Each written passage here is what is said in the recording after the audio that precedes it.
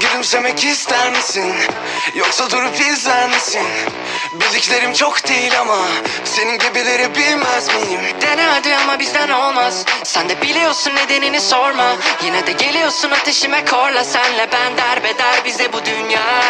Seni farklı gördüğümden hep nasıl kaçabilirim bu gördüğümden benim olmanı isterken yordun baydın sıkıldım ben. Çok geçti üstünden, boş yere bana hep küstünden. Ben de karaladım üstünden, üstüme gelmeyin. Ne zamana kadar benlesin, henüz ona karar vermedim. Buralara kolay gelmedim. Anlamadım anlattığım dili, olamadın anlattığın gibi. Bu da benim anlattığım bir dil. Ne zamana kadar benlesin, henüz ona karar vermedim. Buralara kolay gelmedim. Anlamadım anlattığım